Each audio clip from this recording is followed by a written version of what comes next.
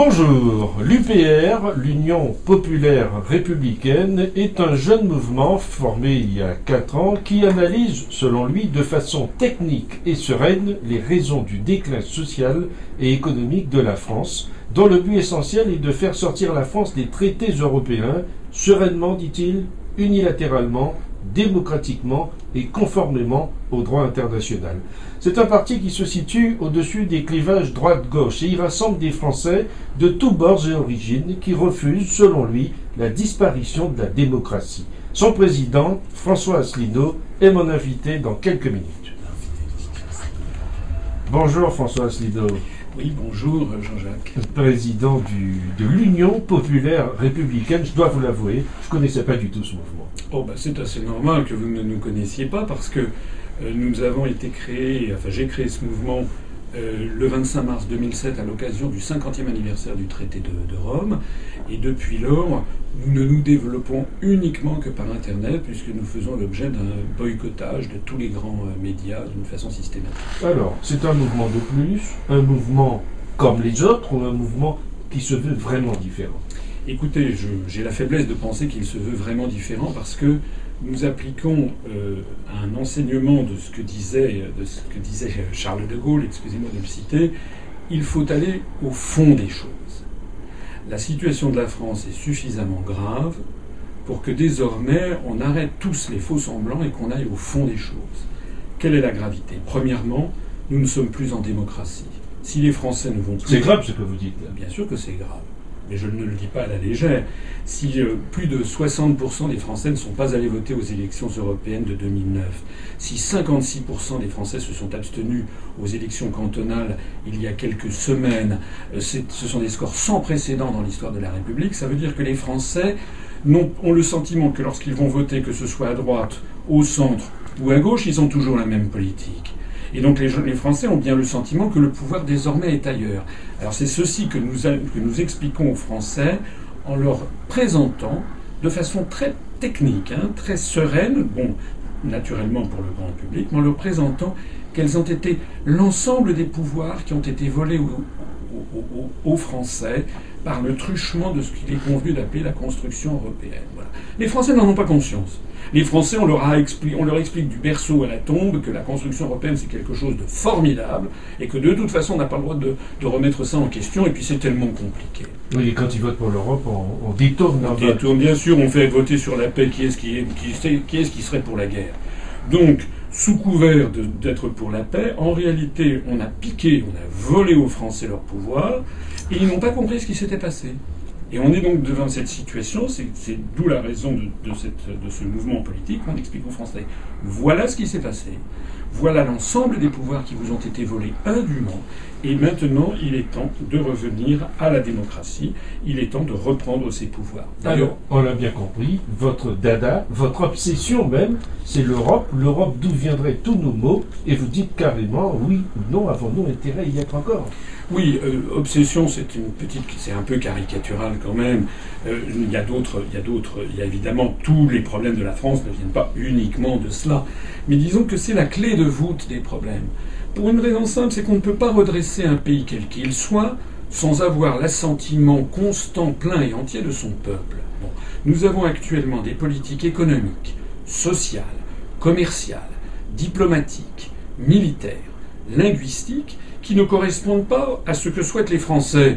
Donc il y a un moment à partir duquel il est normal que ça explose. Soit dit en passant, ça ne va pas exploser qu'en France. On voit bien que ça explose en ce moment en Grèce, au Portugal et dans un certain nombre de pays de la construction européenne.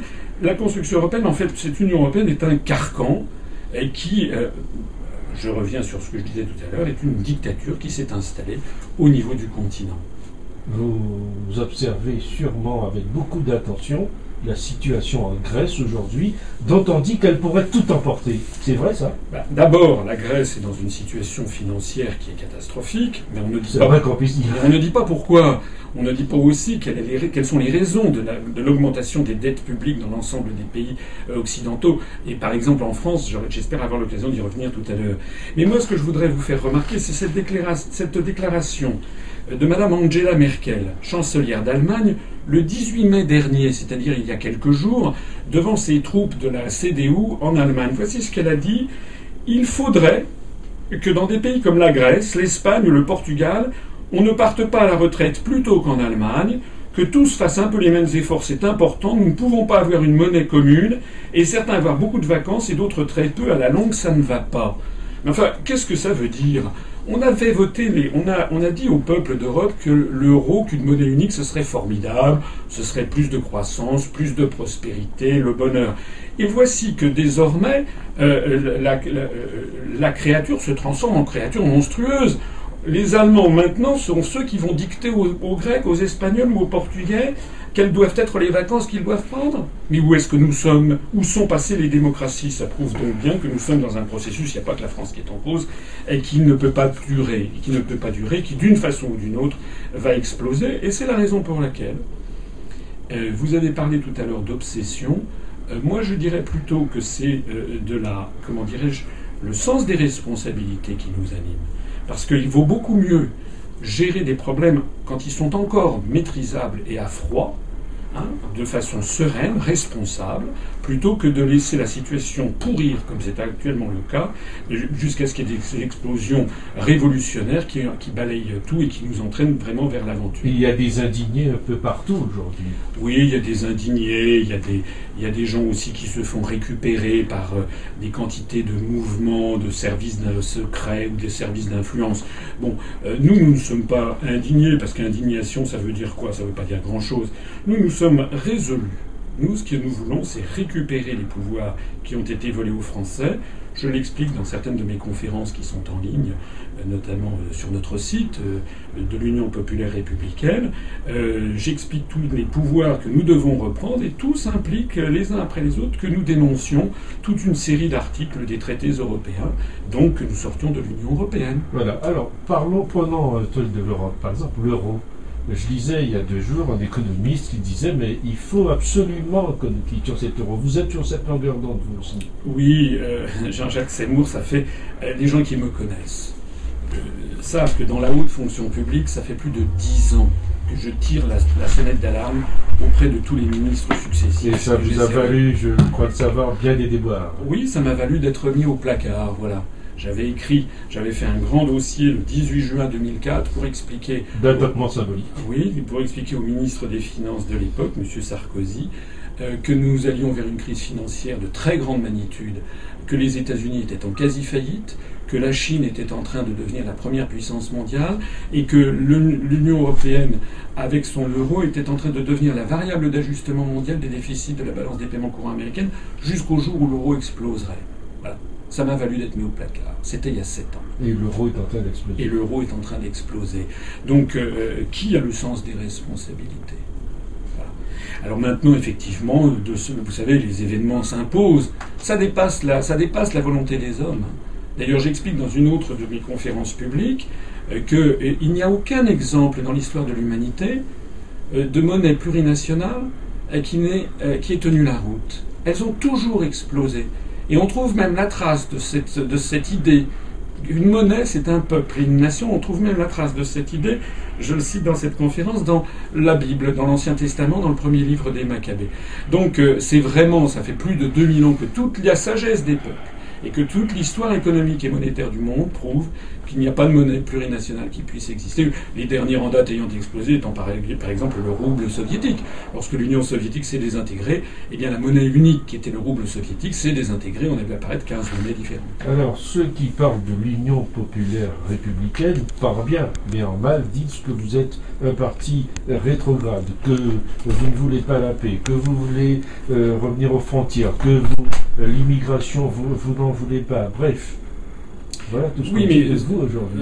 C'est formidable qu'on dise tout ceci de moi. La meilleure des choses serait, comme vous le faites si gentiment et si démocratiquement, je me permets de vous féliciter pour votre sens de la démocratie, la meilleure des choses serait déjà qu'on me donne la parole. Parce qu'en France, tout est fait dans les grands médias pour accréditer l'idée dans l'opinion publique que vouloir sortir de l'Union européenne, ça serait être un fasciste. Et c'est la raison pour laquelle on donne systématiquement la parole aux représentants du Front National, qui d'ailleurs ne proposent pas de sortir de l'Union européenne et de l'euro, ils le proposent depuis quelques mois uniquement. Bon, ils surfent sur la vague. Ils surfent sur la vague, mais M. Le Pen, par exemple, aux élections présidentielles de 2007, avait annoncé qu'il ne sortirait pas de l'euro.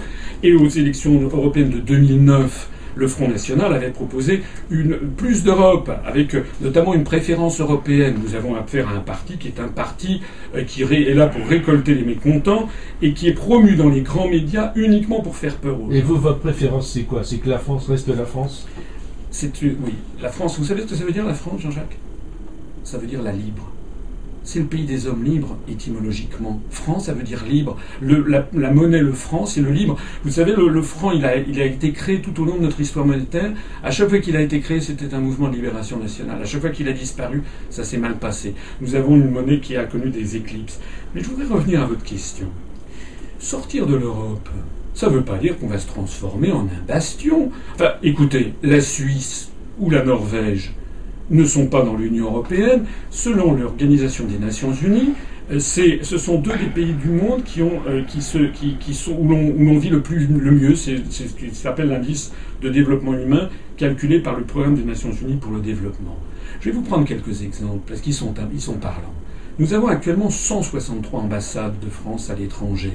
Nous avons 28 représentations diplomatiques auprès d'organisations internationales et 96 consulats.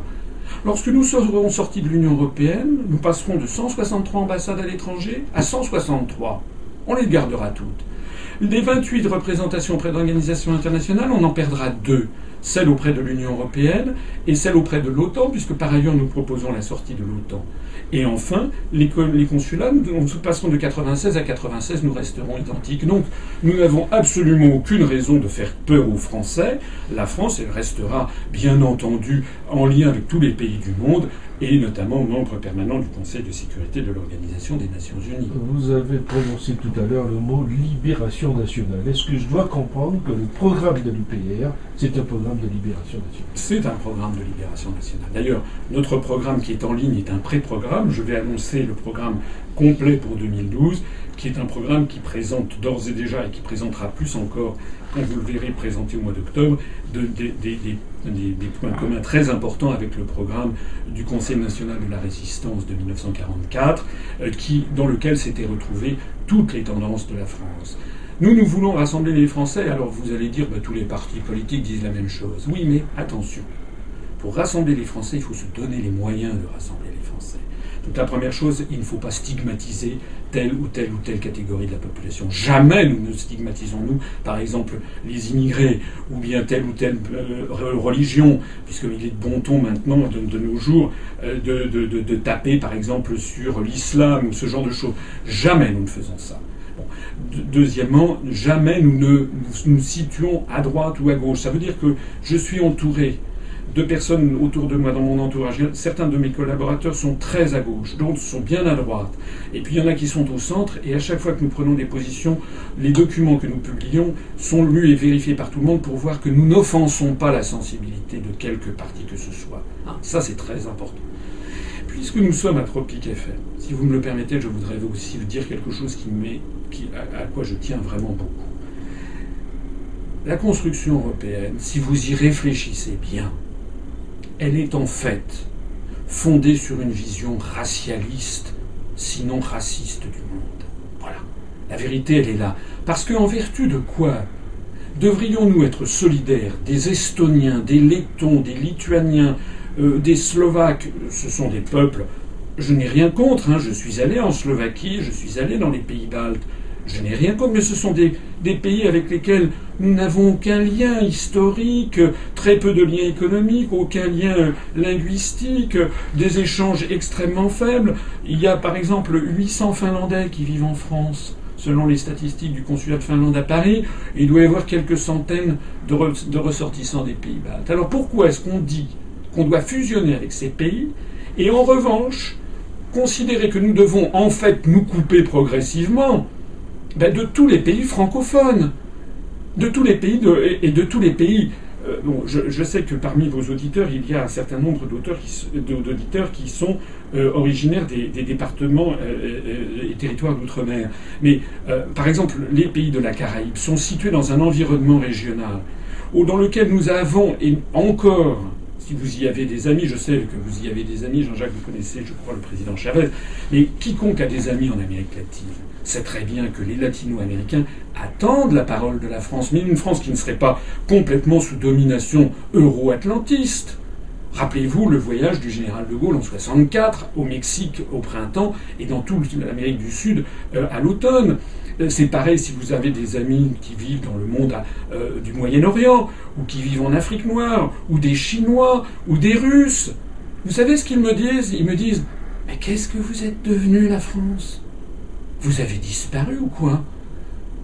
Eh bien oui, parce que nous sommes désormais ligotés dans une construction dont la finalité est en réalité repose sur un présupposé que je trouve extrêmement contestable, qui voudrait qu'en définitive on aurait une solidarité entre peuples blancs qui primerait sur le reste. Eh bien c'est faux. Voilà.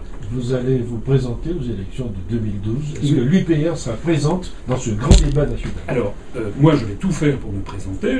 On va lancer ça au mois d'octobre. Je vous donne rendez-vous, on va faire un grand congrès.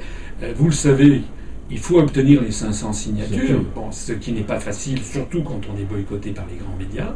Mais j'ai quand même bon espoir de pouvoir y arriver, parce que ça forcerait de toute façon les grands médias à me recevoir, puisqu'il y a quand même un temps d'antenne qui est accordé à tous les candidats. Voilà. Et puis, que je sois présent ou que je ne sois pas présent, de toute façon, nous allons peser sur le débat politique, parce que nous allons passer au peigne fin les programmes des autres candidats, et on va expliquer aux Français, attention, chers amis, on vous prend pour des imbéciles, puisque les propositions qui sont faites dans ces programmes ne sont pas compatibles avec les directives européennes. Il y a une question qui me parabusque, et ça sera la dernière. Pourquoi votre développement se fait-il à partir d'Internet? Eh bien parce que vous savez bien que Internet, à part quelques radios comme la vôtre, qui me donnent la parole, d'ailleurs en général on a des très bons taux d'écoute, mais sinon, comme tout est verrouillé, c'est par Internet. Actuellement, il y a un lent mais irrésistible mouvement de perte d'audience, par exemple des journaux de 20 heures de TF1, tout le monde le sait, et une montée en puissance régulière de l'audience des sites sur Internet, parce que les Français sont pas bêtes. Les Français, ils cherchent l'information et ils sentent toujours là où est la vérité. Je crois que nous sommes le premier grand mouvement politique français qui sera né grâce à Internet. Ouais, et je vous ai écouté sur Internet. Vous savez où? Au Québec. Bien, voilà. Merci François Asselineau d'avoir été avec nous. Merci Jean-Jacques Selmo.